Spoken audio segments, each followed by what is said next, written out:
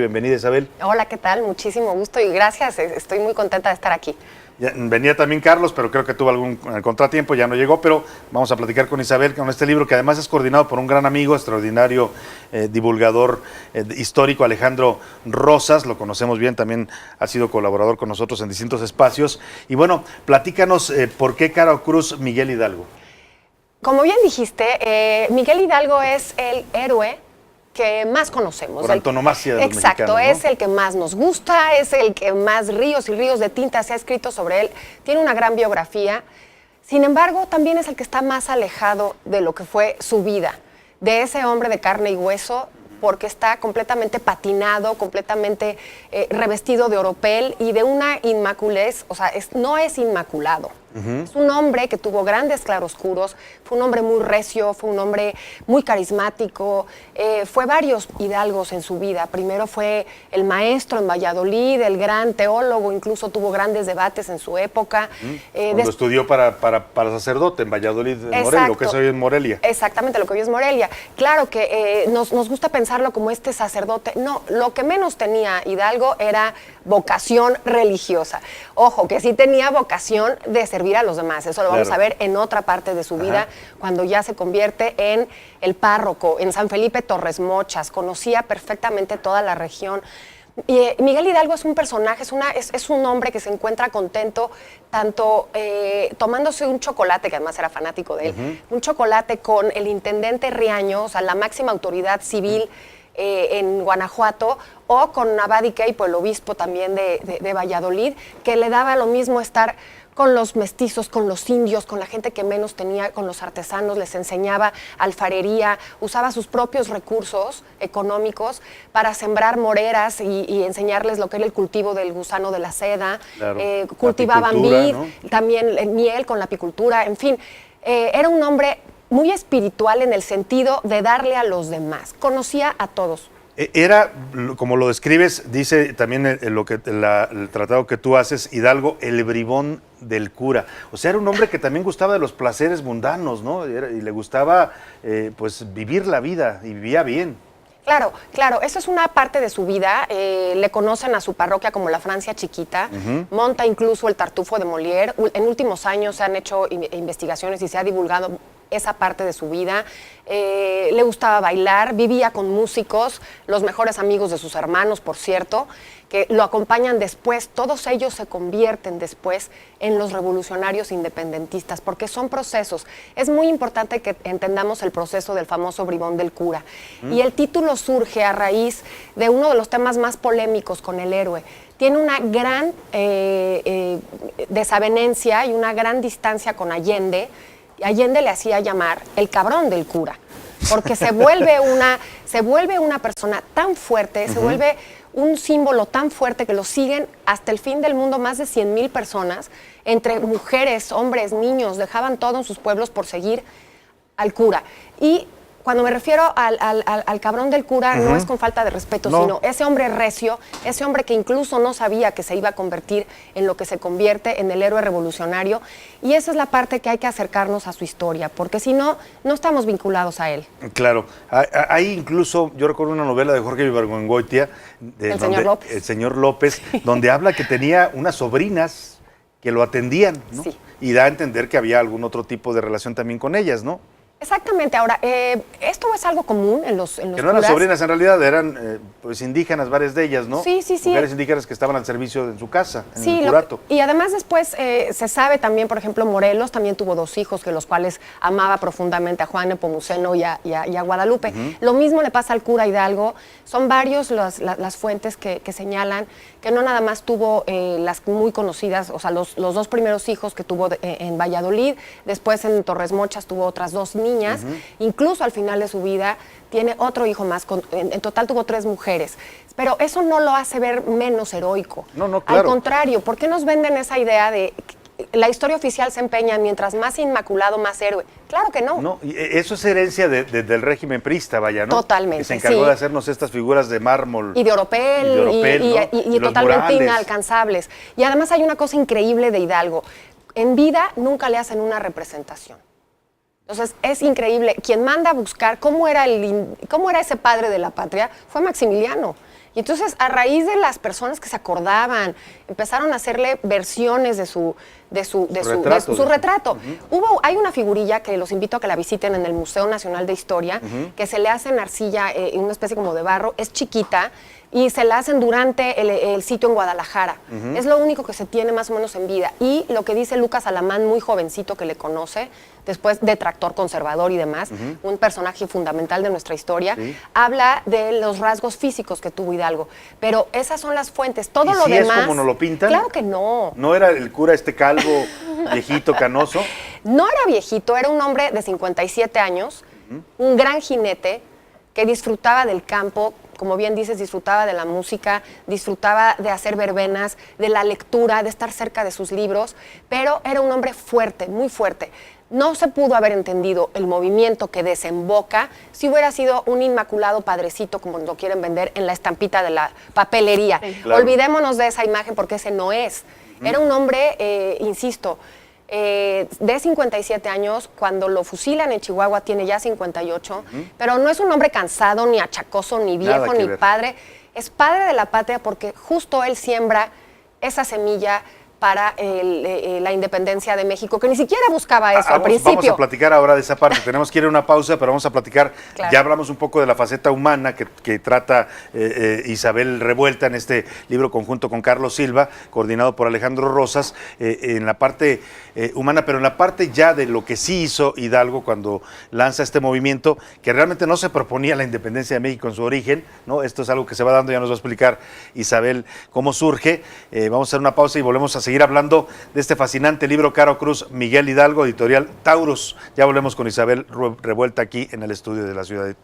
Con Isabel Revuelta Po, ella es autora de este libro conjunto con Carlos Silva, Caro Cruz, Miguel Hidalgo, que le estamos presentando y comentando el día de hoy a propósito de las celebraciones patrias. Lo edita Taurus, lo coordina Alejandro Rosas y es un libro fascinante, de verdad. Si usted quiere conocer más allá de la historia oficial quién era Miguel Hidalgo, este personaje fundamental y fundacional de lo que es nuestro México actual, pues este es el libro adecuado. Isabel, platicábamos, bueno, primero, ahorita Carla tiene una pregunta que está muy interesante, pero te quería yo preguntar sobre este punto. Llegamos al punto en el que este Hidalgo humanista, este Hidalgo letrado, criollo, de buena familia, ¿no? Que además gustaba, decíamos, de los placeres, que introdujo muchos oficios en la zona del Bajío, importantes para la población, que era también protector de los indígenas.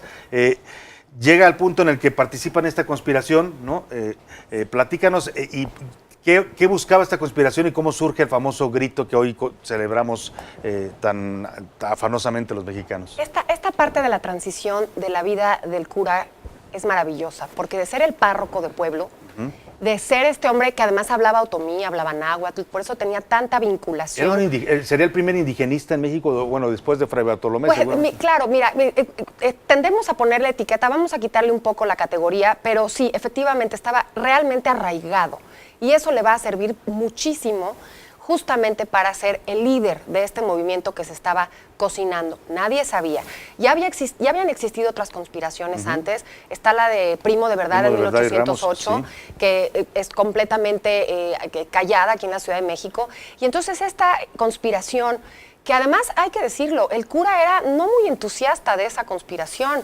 A veces iba, a veces no era el más aguerrido, no era el que tenía la estrategia, ni muchísimo menos. ¿No estaba muy en contra de la corona española tampoco? No, sí, eso sí. Ese sentimiento anti los peninsulares le viene pues de mano, porque además sufre en carne propia. Bien dices tú, él formaba parte de una familia, pues no millonarios, obviamente no, pero sí tenían una buena posición económica, estudia en un lugar, ¿no? Tiene estudios privados, y después la familia tenía unas haciendas. Desafortunadamente las leyes borbónicas a los únicos que beneficiaron pues fue a la metrópoli y no a la Nueva España. Y este sentimiento de estar en contra se empezó a gestar y empezó a gestarse estos nuevos ciudadanos, estos nuevos arraigados a esta tierra que todavía no le llamaban México, claro, a esta nueva tierra. Y ese es el sentimiento que tiene Hidalgo cuando muere su hermano en bancarrota por estas deudas que la corona le hacen enorme, una deuda que tenía con la iglesia, su familia, con unos intereses muy módicos. Las reformas borbónicas cambian eso y de tajo nos tienes que pagar y con unos intereses terribles. Era como el Fobaproa de entonces. Una cosita así, parecido. Muy de ponerles el pie en el cuello. Y entonces el hermano Mariano, el más querido, muere de locura por la bancarrota y este dolor lo trae metido en el pecho. No podía librarse de esa deuda, le inventan una deuda cuando era profesor, cuando era el director del Colegio Nicolaita en Valladolid. En fin, también él tiene ese sentimiento de desencanto, de incluso animadversión por todo lo que viniera de la península. Ya le tocaba a los criollos, ya le tocaba a los que vivían en esta tierra. Claro. Tierra que él quería y entendía perfectamente. Entonces, cuando entra a la conspiración y se da cuenta que personajes como Allende, como Josefa Ortiz de Domínguez, como Aldama, todos ellos ya tienen ese mismo sentimiento y lo están organizando, él participa. Cuando son descubiertos en esta famosa madrugada del 15 de septiembre y le avisan, justamente estaban juntos Allende e Hidalgo, Allende echa para atrás. No, vamos a reorganizarnos, vamos a hacer otra estrategia. Y es en ese momento que Hidalgo no sabía lo que le traía él mismo adentro. Se avienta al vacío, se avienta a la vorágine que fue. En este momento hemos sido descubiertos. Vamos a coger gachupines. Palabras más, palabras menos.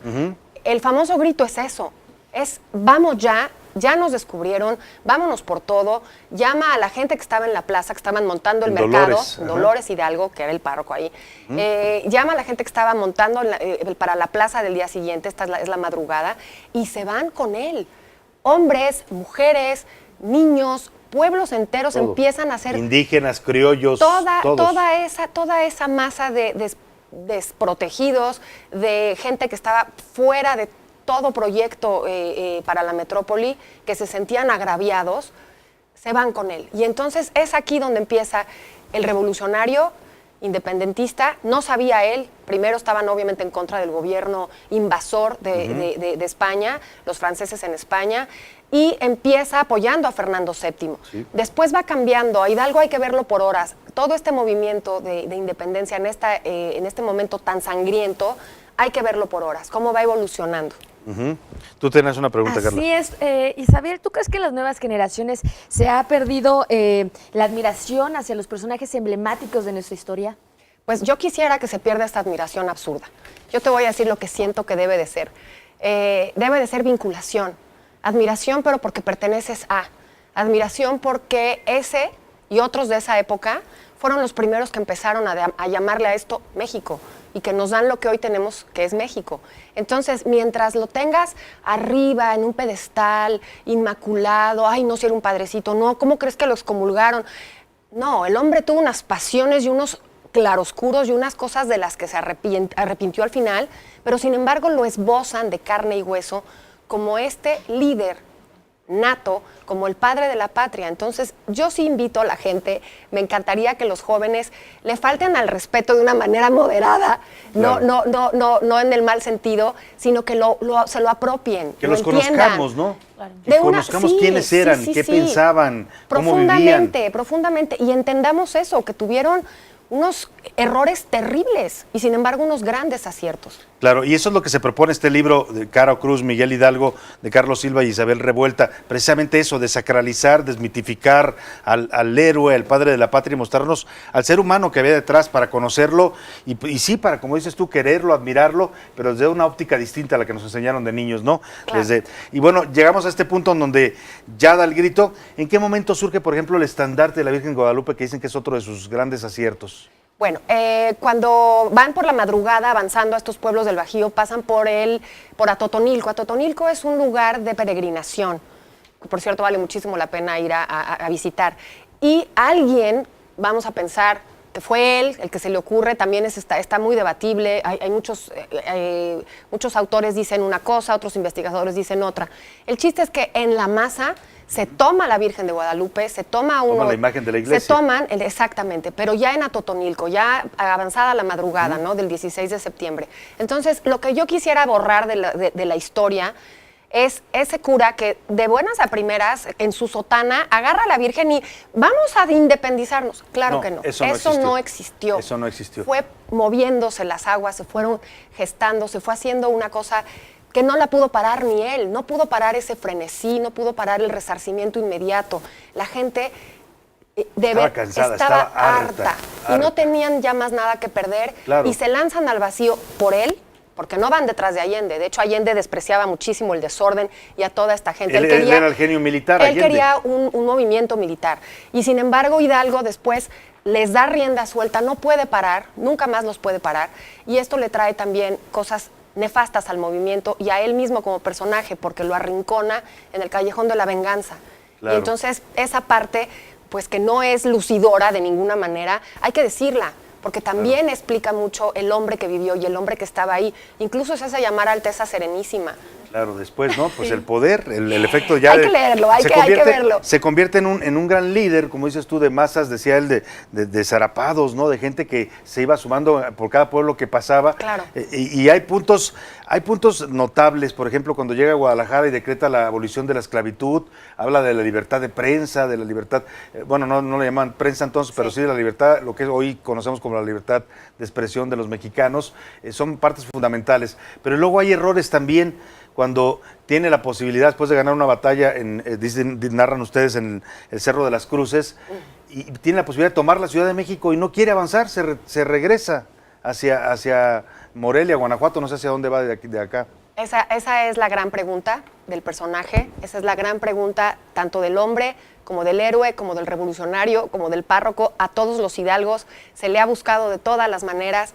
No hay una razón que todos los historiadores estemos de acuerdo. Hay varias teorías. Una que me parece que es la más viable, la más entendible, es que por ese desconocimiento militar y por ese desorden que traía y por ese... se retrae por miedo a que lo sitiaran. Suena muy fuerte decir por miedo. Otros historiadores dicen que fue por estrategia, por evitar un derramamiento de sangre. Veía su tropa muy mermada, ¿no? No, o un derramamiento de sangre como el que hubo en la Alhóndiga. Pero no fue así, porque cuando están en Guadalajara derrama sangre inocente. O sea, claro. No él, pero lo permite. Claro. O sea, lo sabía. Y acá la Ciudad de México estaba ya lista, o sea, se habían ido las familias españolas habían salido porque temían ya que él iba a llegar. Estaba lista, es la gran pregunta. Mira, en la historia no existe la conjugación de hubiera. Claro. Pero sí la curiosidad de la gente, y esa es la parte que el lector sale ganando, porque tanto Carlos como yo, con un trabajo muy riguroso académico, damos todas las fuentes posibles y entonces el lector puede lanzarse a decir, yo pienso que fue. Algunos dicen incluso que había la viuda del hermano que se muere aquí en la Ciudad de México, pues no quería que le pasara lo que les pasó a los españoles de Guanajuato. Claro. Son teorías. Lo que sí sucedió es que estaba desorganizado. Ahí rompe definitivamente con Allende, ahí porque es la Allende ruptura entre ambos, es ¿no? la ruptura total. Allende si quería avanzar, él decía, Claro, vamos, es el momento de tomar la Ciudad de México. Ahora, también estaba ya muy cerca de entrar a todo este juego un personaje terrible que es Félix María del Rey, Calleja y del Rey. Que ahí hablas del veneno para el cura en el libro. ¿Qué fue este episodio? Pues el veneno para el cura es justamente a partir de lo del Cerro de las Cruces y de la matanza de la Alhóndiga y después la matanza sistemática de españoles en Guadalajara, pues Allende se refería a Hidalgo como el cabrón del cura. Hay que deshacernos del cabrón del cura. Quería matarlo, quería eliminarlo. Lo quería envenenar. Qué cosas, vea usted de lo que se puede enterar en este libro, de verdad. Es conocer la historia, tal como fue, ¿no? Sin estos velos sagrados que le han puesto a lo largo de los años los distintos gobiernos. Y bueno, pues es un libro altamente recomendable. Léalo, además es un libro muy ágil de leer, es un libro que vale la pena leerlo en estas fechas para que usted entienda el significado. Cuando grite ¡Viva México! El 15 de septiembre va a tener una connotación distinta si ya conoce a este personaje, gran humanista que fue el cura Hidalgo, ¿no? Así es, no olvidar los errores que tuvo y los aciertos que tuvo lo hacen lo que es. Ese héroe no se le quita nada. No. Al contrario, el que lo conozcamos más nos acerca más y le podemos tener más empatía porque además termina sus días fusilado. En fin, y no nada más él, a todos los héroes de la patria, 10 años en la Alhóndiga, ¿no? Exacto. En fin, Hay que acercarnos a ellos, bajémonos, quitémosle la mayúscula a la historia, porque si no se indigesta. Claro. Entonces, eso hay que hacer con el cura. Y eso lo logran muy bien Carlos Silva e Isabel Revuelta, junto con Alejandro Rosas, en este gran libro recomendable. Búsquelo, ya están en toda la librería, supongo. Sí. También en plataformas digitales lo pueden Sí, encontrar. sí. Puede usted descargarlo si es de los que les gusta ahora leer digitalmente. De Taurus es la editorial, vale mucho la pena. Y bueno, tenemos una gran sorpresa para todos nuestros teleauditorio que ya estaban reclamándolo, Carla. Así es, en redes sociales ya nos están pidiendo el libro, así que pues... Y vamos a regalar 3 libros a los primeros en Twitter, @Ciudad TV. Ciudad TV 21.2. A los primeros que nos digan cuál fue la batalla, la acabamos de mencionar, en la que Hidalgo ganó y pudo haber tomado la Ciudad de México y ya decidió no hacerlo, se fue para atrás. Son libros electrónicos, 3 libros electrónicos vamos a regalar para que usted nada más díganos eso, cuál fue el cerro donde fue la batalla, lo acabamos de decir, donde Hidalgo podía haber avanzado sobre la Ciudad de México y decide retroceder, ¿no? Que es un momento clave en la historia de la independencia de México. Mándenos sus comentarios, @Ciudad TV y sus respuestas, Carla. Así es, que se comuniquen vía Twitter, @Ciudad TV 21.2, manden sus respuestas y pues con eso se pueden ganar este maravilloso libro electrónico. Los primeros 3 que contesten la pregunta. Isabel, un placer haberte tenido aquí, un placer platicar y conocer la historia. Muchas gracias. Felicidades por el libro. Gracias. Que sea un gran éxito y que muchos mexicanos lo lean y aprendamos a ver la historia desde una óptica distinta.